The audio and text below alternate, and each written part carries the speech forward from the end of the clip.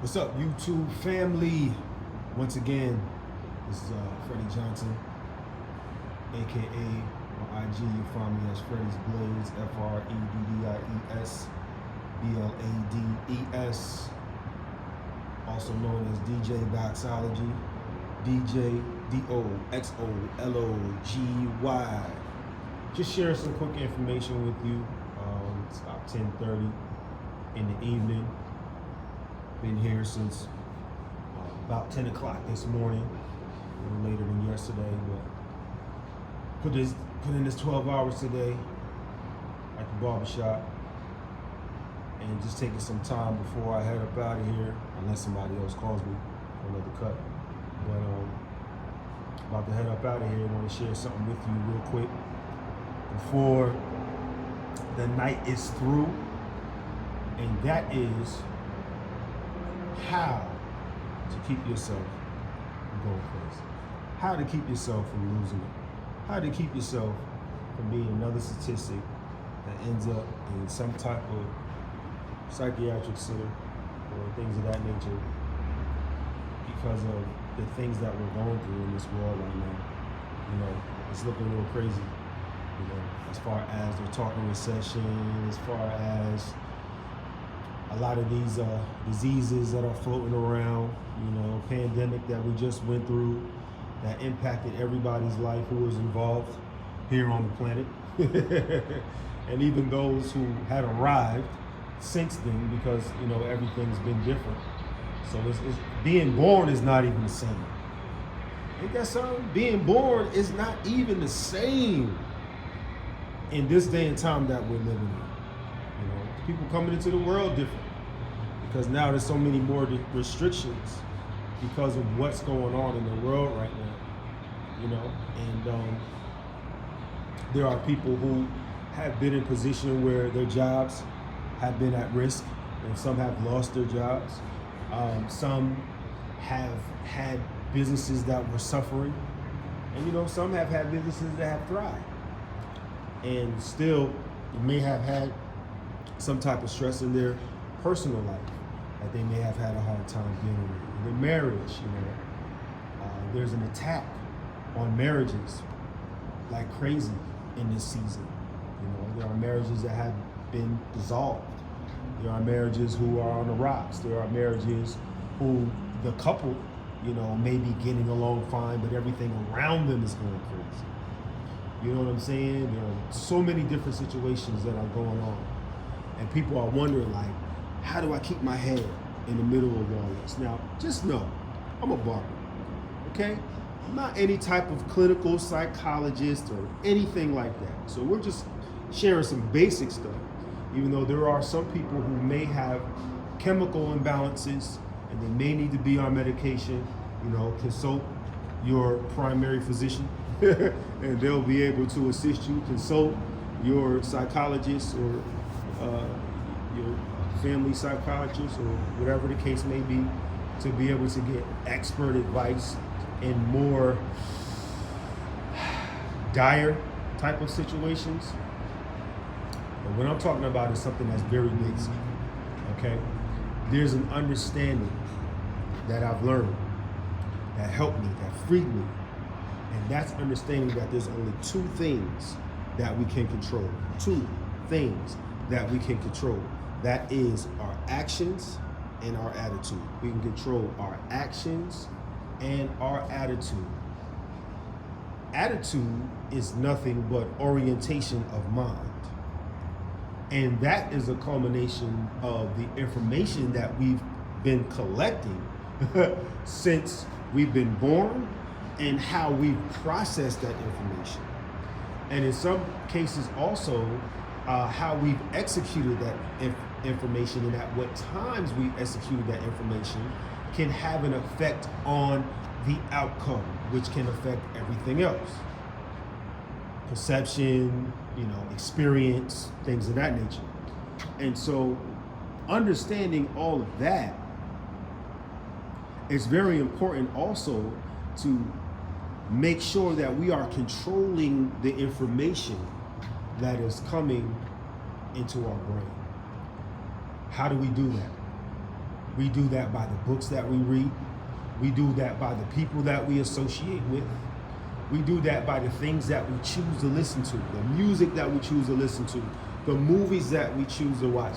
I don't know if you've noticed, but if you find yourself on a negative diet, and I'm not just talking about a physical diet, which also plays a part, because everything that you eat and drink also helps to feed your brain, right? And so with that, I don't know if you've noticed, there's been times where you might have had strange dreams or strange thoughts and had to think back on why you're having those dreams or why you're having those thoughts. And then you realize, I've been watching strange movies. I've been listening to strange music. I've been having strange conversations with people. And so you find yourself in a position where you say, okay, I'm gonna see where this is gonna go. I'm gonna go ahead and make a shift in what I listen to, the music that I watch, and the people that I hang around, the conversations that I have. And I'm sure if you've done that, you've noticed a change. Reason being is because thoughts are produced by things that we come into contact with. What we see, what we hear, what we smell, what we taste, what we touch. You understand what I'm saying? These are the things that produce thought.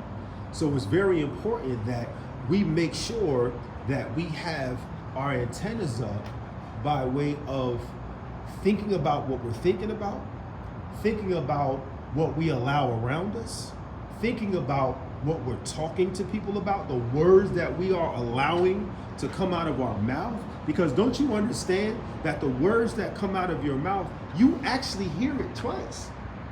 You hear it from your inner ear and from your outer ear. So it's very important that you're watching what you're saying, especially when you're talking to yourself.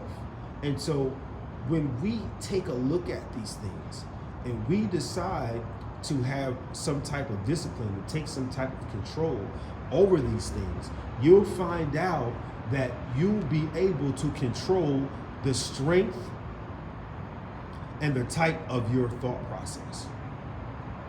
You can literally have a positive mental attitude. It is possible to have a positive mental attitude.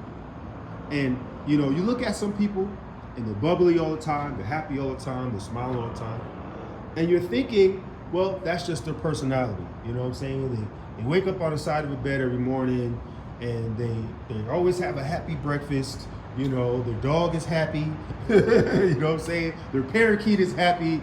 Everybody in the house is happy. It's all singing. It's like one of those cartoon musicals that you're seeing on television, in the movies, right? But that's not always necessarily the case. There are people that are not necessarily morning people that make sure that they're feeding themselves good stuff in the morning. There are people who literally hate mornings.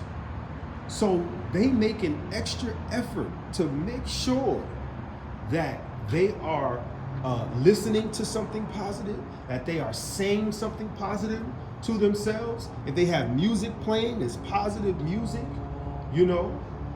And if they're spiritual individuals, it's music that's gonna feed their spirit, man. It's music that's gonna make them strong, right? So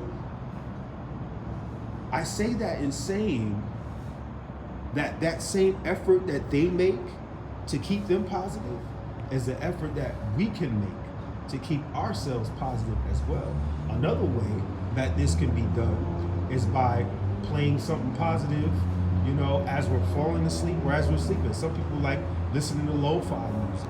You know, some people, you know, like listening to affirmations. They like going to sleep to positive affirmations and having those affirmations on repeat, and it'll be in their own voice. So they'll be hearing their own voice saying something positive to them. This is something that I've done myself.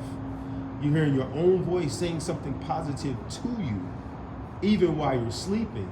And because we know the subconscious mind never goes to sleep, right? So if you are in an environment that is not conducive to positivity, it's important that you take the bull by the horns, that you take the reins, and that you make sure that by any means necessary, you're getting positive in. Also, when it comes to watching the news, you want to be very careful. If you're one of those people that watch the news all the time, and those people that I know that watch the news all the time, it's hard to get them to think positive because they're always feeding themselves negative. Early in the morning, they're feeding themselves negative. In the afternoon, they're feeding themselves negative. In the evening, before they go to sleep, they're feeding themselves negative. And throughout the day, they're talking about everything negative that they heard on the news that day. Oh my God, did you hear what happened in such and such community? Oh, the poor children. Oh, the poor community. Oh, the poor guy that owned the corner store. Hear it all day long. Did you hear about this new strand of disease that's supposed to be released? Yeah, they found 35 cases in the next state over. Oh my goodness, I'm gonna make sure I make my appointment with my physician so I can make sure I'm protected. Just walking around nervous and scared and with a pile of negative all the time. You might be somebody who, growing up, you're always around negative people. And you have very negative experiences. And you have a hard time just trying to live life because this stuff keeps replaying in your head. It's very important to understand that negative can't be destroyed, but it can be diluted. You can take a serious poison, and if you dilute it with enough water, you can be able to water that poison down to the point where you can drink it after it's been seriously diluted in that water and it not even harm you. You understand what I'm saying? Such is the same as negative. You can dilute the mess out of negative with positive. Making sure you're reading positive books, making sure you got positive mentorship, making sure you're keeping positive friends. Look, you don't have to keep friends close to you that are committed to staying negative. You don't got to be around the energy all the time. You don't have to be around all that murmuring and complaining all the time. You don't have to be around somebody who's constantly pointing out everything wrong in every situation. It is one of the most annoying things in the world to me. Like, you can't find anything good to talk about. You got to complain about everything, you know, and it makes me not even want to be around the person because I don't want to hear it. I don't want to be around anything that's gonna drag me down. You know what I'm saying? Because of what I'm looking to accomplish in my life, I need to be around as much positivity as possible. And you know, I make sure of it. I make sure of it. And you should do the same thing for yourself. Because what it's going to do is those seeds, those positive seeds, are going to germinate. And they're going to grow. And there's something that's going to develop from those positive seeds that is going to not only bless you, but it'll bless people around you and possibly even bless generations after you. When I find it could be a motivational speaker, it could be a positive book, it could be a conference where I know there's going to be tons of positive people there, I make sure that I'm around that type of environment or getting that type of information in as often as possible. As often as possible, which is why I listen to the Social Proof podcast so much. I got it playing in my shop every day. You know what I'm saying? The Earn Your Leisure podcast, I don't necessarily play it every day, but that podcast I play often in my shop. You know what I'm saying? Another positive speaker, man of God that I listen to, a powerful businessman, is Myron Golden. I got him playing in the shop almost every day. Almost every day. And when a client is sitting in my chair, they're always asking me, man, who's that? And they're taking notes. And some of them are taking the time to get this information. I met a client who we had a really good conversation and connected right away because he had moved to Atlanta from Phoenix, Arizona. And I came to find out that not only did he listen to the Social Proof podcast, but he's also part of More Than Meetup. So we clicked right away. It was automatic. And since I've met him, like, we've had nothing but good things to talk about. Because I'm pursuing my dreams and my goals. He's pursuing his dreams and his goals, him and his wife, and they're putting good stuff in. And because they're putting good stuff in, good stuff is coming out. It's just like a computer, Giggle. You know what I'm saying? You put good in, good is gonna come out. You continuously are putting bad stuff in, bad stuff is gonna come out. And it's the bad stuff that comes out, that's the stuff that hurts you. It's not always the stuff that comes in that hurts you. That negative that comes out is what hurts you. So we have to make sure that we are not only feeding ourselves positive, but we're also exuding positive. We're speaking positive. We got to make sure we're thinking positive. We got to make sure as much as possible that we're feeling positive. You understand what I'm saying? We have positive energy. Positive energy is something that I've learned recently is emotion in motion. Energy is emotion in motion. So if we have positive energy and are constantly putting out positive emotions and we're constantly moving, then we are going to have a positive effect on other people. Even if at that time they are determined to be negative. At some point, the fact that you didn't change because of their negativity, because a lot of people who are negative, they know they have the ability to be able to change people's attitudes around. Because of the fact that those individuals may not have been committed to being positive. But to somebody who's committed to being positive and is feeding themselves positive, so their tank is full, man, these people can come with negative ideas, negative attitudes, and that individual is going to remain positive. Going to remain positive. They're going to let that stuff bounce off or roll off like water on duck feathers and keep it pushing. Say, hey, you got an attitude, but that ain't got nothing to do with me. I want you to have a good day, so I'm going to feed you. I'm going to sow some good seeds, whether it's a good deed or I'm going to say something good to you, you know what I'm saying? And let that settle in your mind. Let that settle in your spirit. And at some point later on, it's going to play back.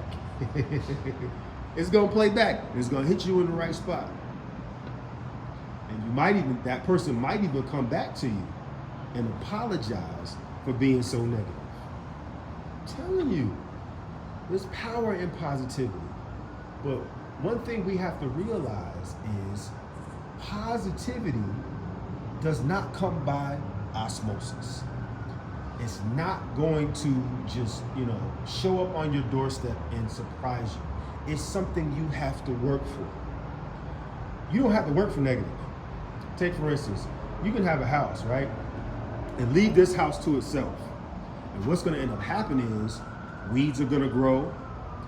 The windows, the adhesive around the windows or whatever is going to rot out to the point where the windows might even end up falling out. The roof is going to lose its integrity, and after a while it's going to end up being a danger to anybody who's in or around the house. And that house after a while is going to end up being condemned because nobody did anything with it. And negative is automatic, so it just fell apart. But positive is something you have to work towards. If you want to keep that house nice, you're going to have to clean it on a regular basis so that dust doesn't build up, which is part of, that automatic setting of negative, right? So then what you also have to do, keep that grass cut, you mow the lawn, you do maintenance on the roof, you do maintenance on the windows and things of that nature. You're doing what you're doing to keep the house clean, keep the house painted, and that house is going to last so much longer than it would have if you just left it to itself. And it's the same thing with us. Anything that's left to itself ends up in chaos. So we have to fight to establish order. Order in our mind, order in our spirit. We have to speak it, we have to declare it, we have to take authority because we do have power over our attitude.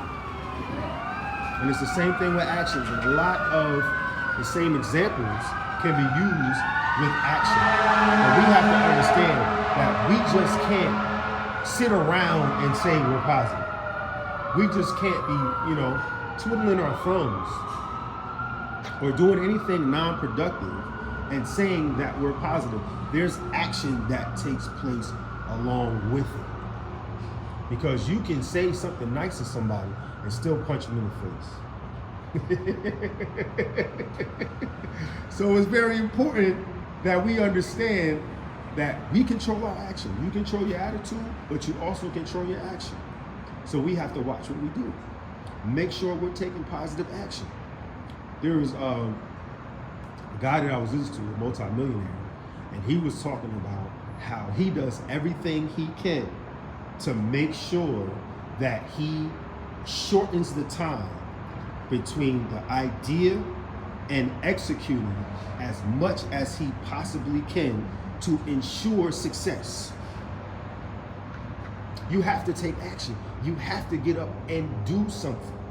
There's only so long we can expect to get a good idea and then sit around and play mental ping pong and then expect to be successful.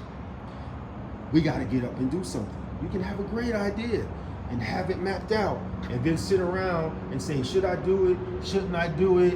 I'm not sure about timing. I'm not sure if the climate is right. I'm not sure if the economy's right. The only way you know if it's right half the time is to take action.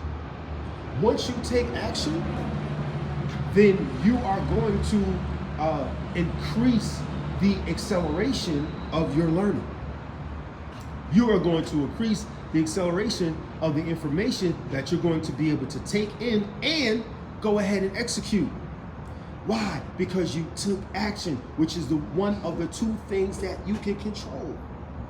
Now, you also can sometimes choose to do nothing. And sometimes it's good to choose to do nothing.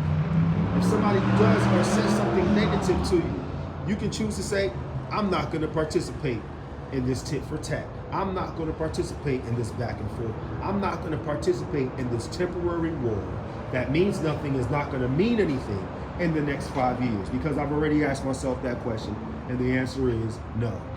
When I asked myself, is this going to matter in the next 5 years? The answer was no, therefore I refuse to participate.